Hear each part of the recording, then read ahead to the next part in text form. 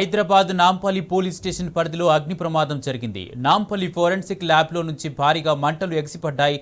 దట్టమైన పొగ కమ్ముకుంది. అగ్నిమాపక సిబ్బంది మంటలను అదుపులోకి తెచ్చేందుకు ప్రయత్నిస్తున్నారు.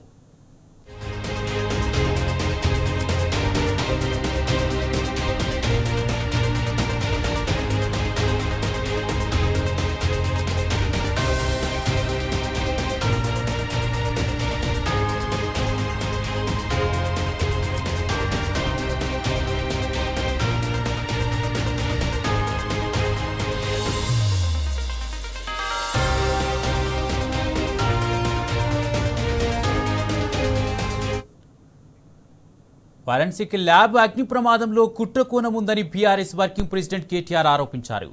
ఓటుకు నోటు కేసు సహా ముఖ్యమైన ఫైళ్లన్నీ కాలిపోవడం వెనుక ఏదో జరిగిందని కేటీఆర్ మండిపడ్డారు. ఇదంతా ఒక పద్ధతి ప్రకారమే జరిగినట్టు అనిపిస్తుందన్నారు కేటీఆర్.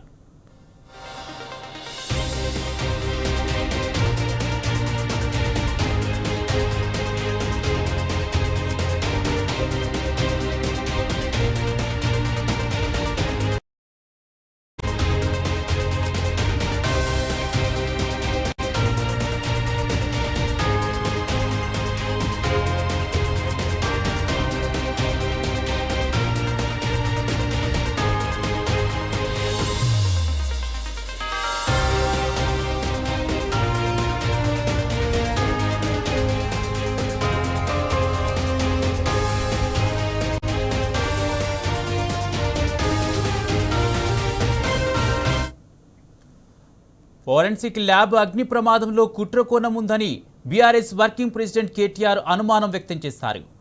ఓటుకు నోటు కేసు సహా ముఖ్యమైన ఫైళ్లన్నీ కాలిపోవడం వెనుక ఏదో జరిగిందని కేటీఆర్ మండిపడ్డారు. ఇదంతా ఒక పద్ధతి ప్రకారమే జరిగినట్టు అనిపిస్తుందన్నారు కేటీఆర్.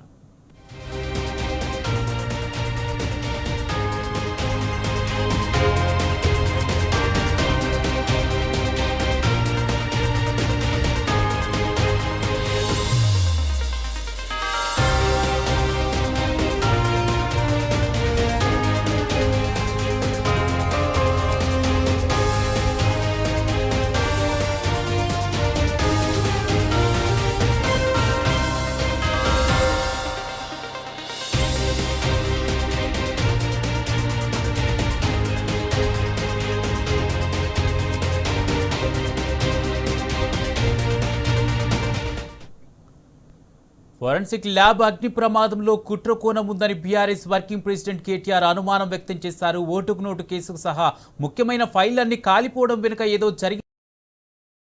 ఈ అంశానికి సంబంధించి పూర్తి అప్డేట్స్ మా క్రైమ్ బ్యూరో చీఫ్ భాస్కర్ అందజేస్తారు. భాస్కర్, ఫోరెన్సిక్ ల్యాబ్ అగ్ని ప్రమాదంలో కుట్రకోణం ఉందంటూ బీఆర్ఎస్ వర్కింగ్ ప్రెసిడెంట్ కేటీఆర్ అనుమానం వ్యక్తం చేసినట్టుగా తెలుస్తుంది. దీనికి సంబంధించి పూర్తి అప్డేట్స్ ఏంటి?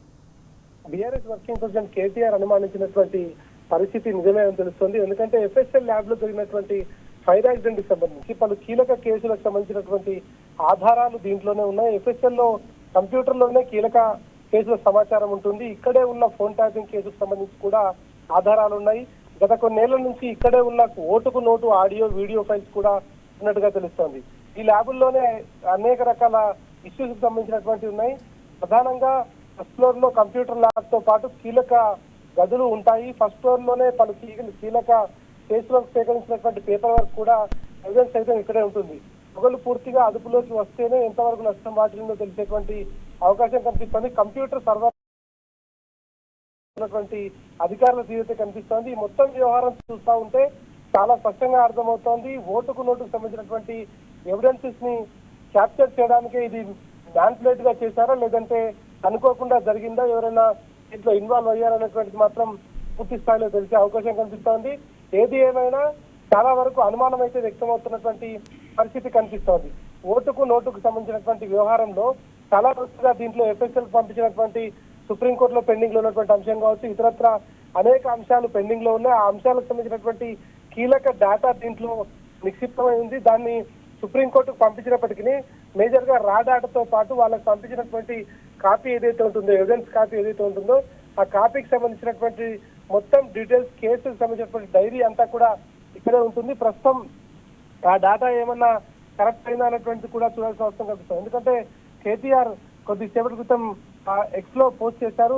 ఈ వ్యవహారానికి సంబంధించినటువంటి అంశానికి సంబంధించి I'm guessing the voice recording of the famous vote for note case అనేటువంటిది ఆయన చేశారు. ఆయన trying to cover up for lack of evidence in కూడా political cases like phone tapping అనేటువంటిది కూడా ఆయన చెప్పుకొచ్చారు. అంటే దీంట్లో ఏదో జరగబోతున్నటువంటి అనుమానాలు కనిపిస్తాయి. ఎందుకంటే రేవంత్ రెడ్డి ప్రభుత్వం, ముఖ్యమంత్రిగా ఉన్నటువంటి రేవంత్ రెడ్డి మామూలు వ్యక్తులు కారు. వారు ఎట్లాంటి వ్యవస్థనైనా ఆగం చేసేటువంటి పరిస్థితి ఉంది. కాబట్టి ఈ ఓటుకు నోటు కేసు ఇప్పుడు సుప్రీంకోర్టులో అనేక రకాలుగా ముందుకు వెళ్తున్నటువంటి సందర్భంలో కొంత ఈ ఎవిడెన్స్ సంబంధించి ఏదో జరగబోతుందనేటువంటిది మాత్రం స్పష్టంగా తెలుస్తోంది.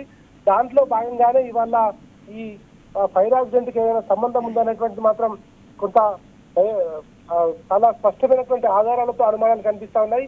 మరి ఇది పొగలు కంప్లీట్ అయిన తర్వాత ఎట్లా జరిగింది, ఏం జరిగింది అనేటువంటిది మాత్రం క్లారిటీ వచ్చే అవకాశం కనిపిస్తా ఉంది Kumar. Right, thank you Bhaskar.